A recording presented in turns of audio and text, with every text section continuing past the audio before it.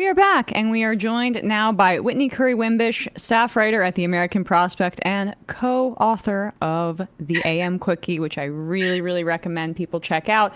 I've recommended it to people like, some folks don't want to, say, have a subscription to the New York Times anymore because of the way they've covered the genocide in Gaza. And I'm like, this is how you get your news, AM Quickie. So great work on that, Whitney. Thanks for coming on the show. Thanks, Emma. Thanks for having me. Of course. So you have been writing about Trump's immigration policies, and specifically, we can start with one of your more recent stories on this, which is about how private prisons are just raking in money right now. You open your piece talking about the earnings call that they recently had for their second quarter.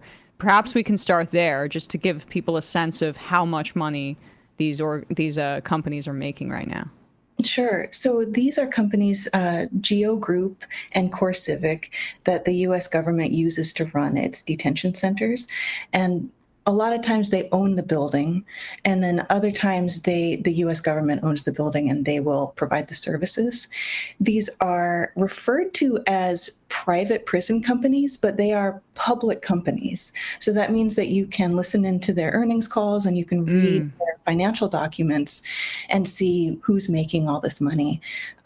They had their second quarter earnings calls and they're doing really well because they see the Trump immigration terror campaign as a really long-term beneficial thing for them. Like, they're planning years and years out to stuff their prisons full of people, to do it at the lowest cost possible so that they can turn a buck for their shareholders.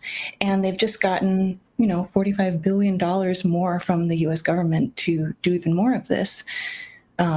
I just got off the phone with a couple doctors who specialize in infectious diseases in immigration detention, and they were telling me that they expect that, that money is just going to be used to make more money. It's not going to be used to improve the conditions or anything like that.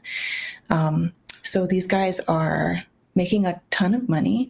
They have revised their outlook upward. That means that they are telling their investors that there's more good news ahead. Even the quote you had from the Geo Group founder was, quote, "unprecedented growth opportunities in front of our company," is what they're saying. And they're right. Yeah, they're right. Mm-hmm. And I think, they are talking about it in terms of beds. So they're adding more beds, and they expect that these beds will be filled by a certain point. And then after that, they have a plan to make more money through tracking devices to put on people who aren't eligible for detention, but who are easy targets. They want to be able to just monitor their every move and make sure that they know where they are at all times. So one company has purchased hundreds and hundreds more like ankle bracelets. And another company is expecting that their long-term way to make even more money is to buy vehicles so that they can kind of shuttle people around. We've already seen that, these detention sites are getting overcrowded and people are being moved from one spot to another, often without their attorneys or their families knowing. And so one of the companies thinks that that's the way to go. They're going to increase their revenue by making themselves available to just kind of shuffle people around. Yeah, so that was Geo Group you were writing. I have that down. And they're basically, this is on the heels of some reporting I read in the Washington Post, that basically they're trying to exponentially expand their ankle monitoring operation for migrants. There's some tens of thousands, I think, who currently have this ankle monitoring an ankle monitor with immigration, but they want to make it, their target is nearly 200,000. Yeah, like they see this massive population that they can just Surveil. Yeah. It's it's it's hard to accept that this is reality. Right. And the money that the federal government is providing for these companies. Can you expand a little bit on that and how much of these earnings that they're so excited about are subsidized with our tax dollars? I don't have insight into how much at this point their earnings are subsidized by our taxes, but their budget is their main customers are the federal government, so we can bank on a lot. The thing that I found kind of just kind of broke my brain a little bit was in some of these corporate filings that both companies have to produce. You can see who the top earners are. They will list out which executives are the highest paid and who they are, their background, where they come from. And there is this revolving door between these two companies and the ICE employees and the Bureau of Prisons. And so, you can spend a career in ICE and then go make money working for one of these companies. And I don't know, it's gross.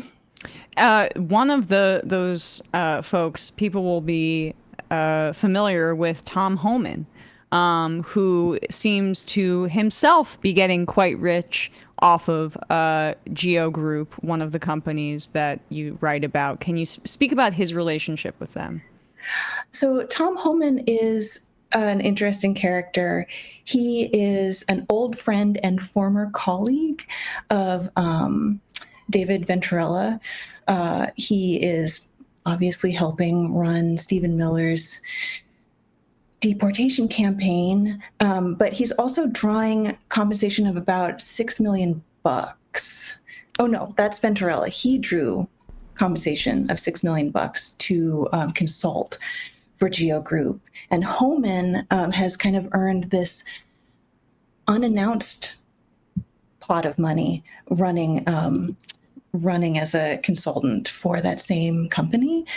So, these guys have like a lot of incentive to expand detention and stuff as many people as they can into these centers and really immiserate immigrants in this country who make this country run. Right. I mean, gosh, I'm old enough to remember when Dick Cheney's relationship with Halliburton was considered a major conflict in his incentives for the Iraq War. But even then, he at least made efforts to pretend like, oh, I have my distance from Halliburton and those profits at this point. Like, Tom Homan is serving in the administration and is taking fees from one of these private prison companies. Is that what you're telling me? Yeah, as a consultant. Yeah, and these companies also, at least I think it's Geo Group. Let me go back to my story. I don't want to say the wrong thing. Sure. I believe it is Geo Group if you're talking about Venturella, yeah.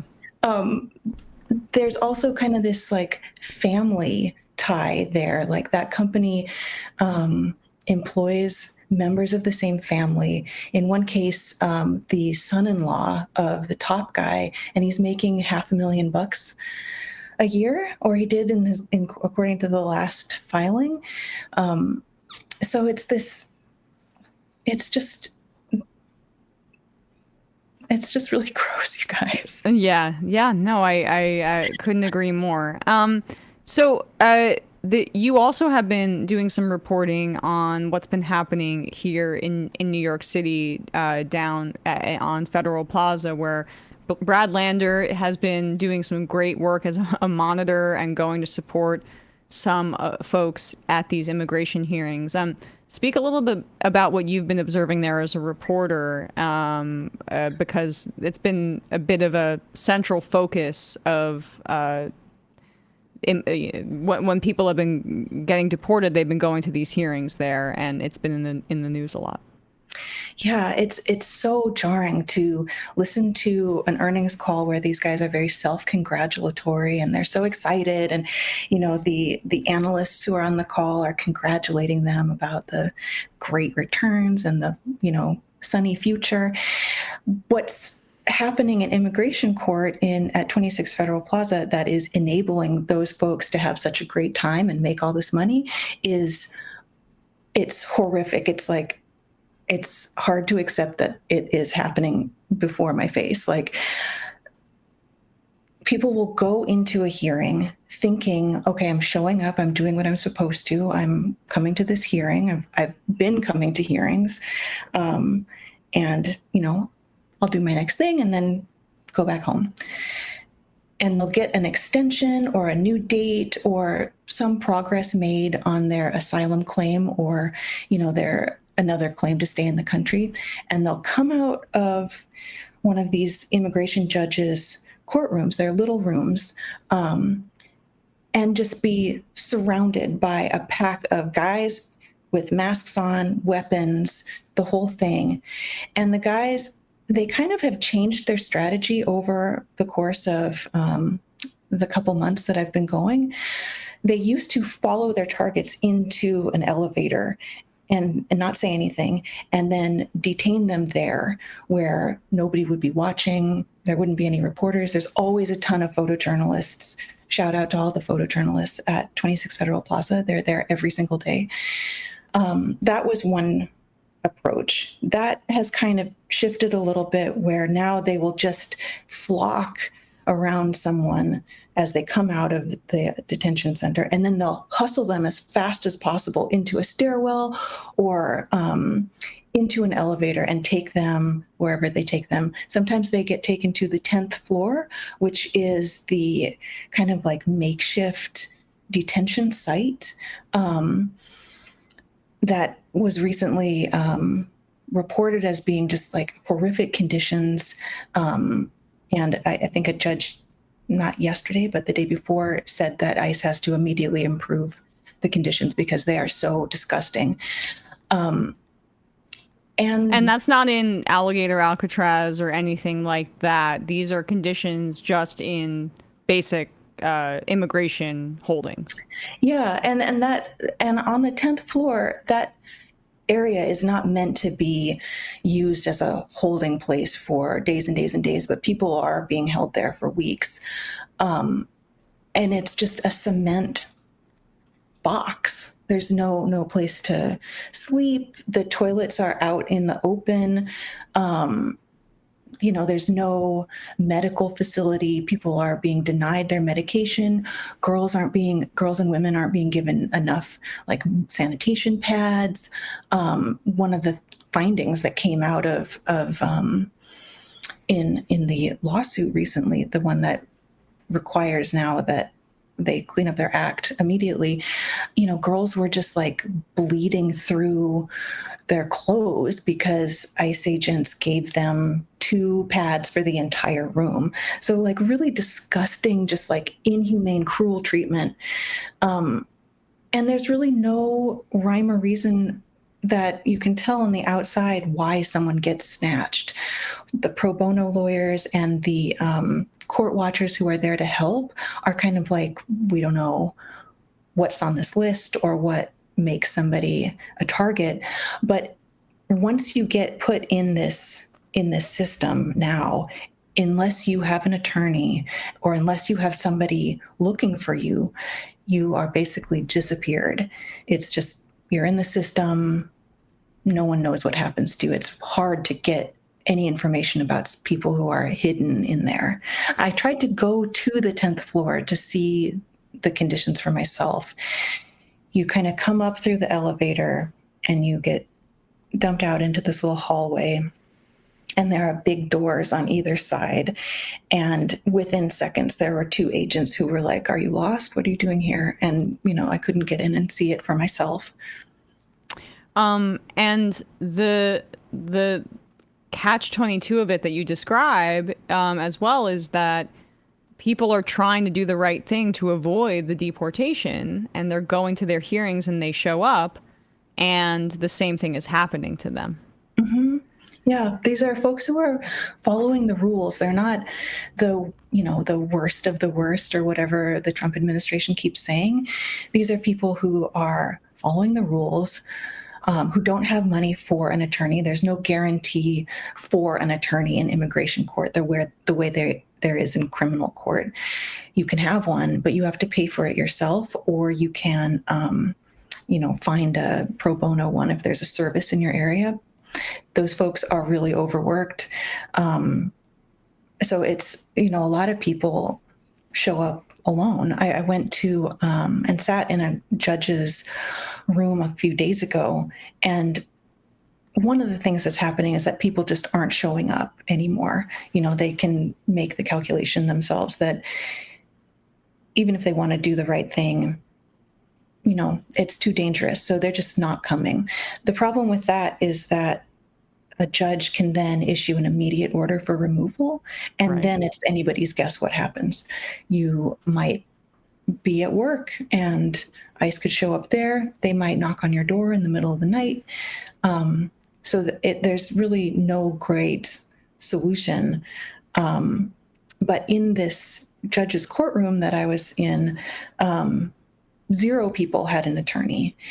And, the judge was, the judge and the clerk who was working for him were both trying to do everything they possibly could to give these guys a chance to walk out of the building safely. They were, repeatedly asking people, do you want more time to get a lawyer? Do you know how to get a lawyer? Trying to walk people through what the process was.